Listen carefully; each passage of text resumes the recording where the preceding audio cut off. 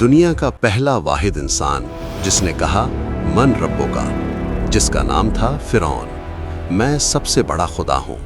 مصر کی زمین، ظلم کا اندھیرا، ہر نیا پیدا ہونے والا لڑکا قتل ہو رہا تھا، اور اسی اندھیرے میں اللہ ایک روشنی تیار کر رہا تھا، ایک ایسی روشنی جو فرعون کے تخت کو ہلا دے گی۔ یہ کہانی ہے حضرت موسیٰ علیہ السلام کی۔ یہ مصر کا دور تھا۔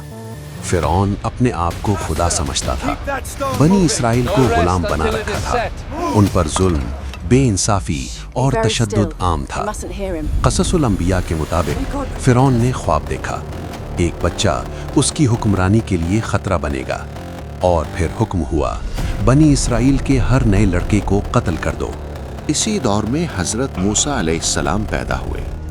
ان کی والدہ کا دل خوف سے بھر گیا، مگر اللہ نے دل میں الہام ڈالا، اس بچے کو دریا میں ڈال دو، میں اسے تمہیں واپس لوٹاؤں گا۔ ایک ماں کا امتحان تھا، آنسو تھے مگر یقین بھی تھا۔ بچہ ٹوکری میں رکھا گیا اور دریائے نیل کے حوالے کر دیا گیا۔ دریا کی لہروں نے ٹوکری کو فرعون کے قصر تک پہنچا دیا۔ فرعون کی بیوی نے بچے کو دیکھا، اس کا دل پگھل گیا۔ قصص الانبیاء کے مطابق اس نے کہا، یہ میری اور تمہاری آنکھوں کی ٹھنڈک ہے۔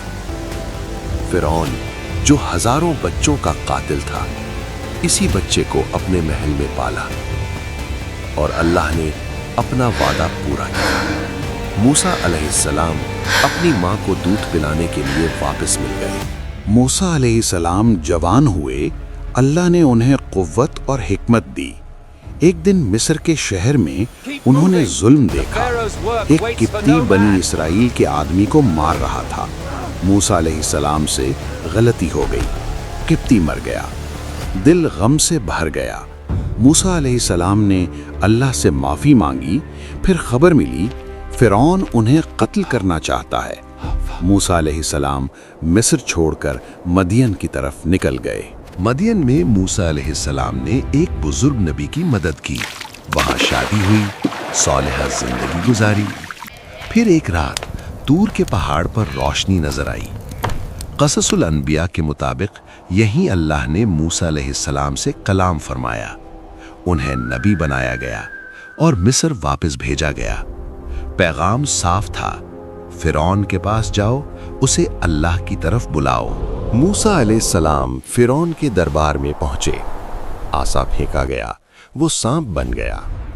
جادوگر سجدے میں گر گئے، سچ ان پر کھل گیا، مگر فرعون ضد پر قائم رہا۔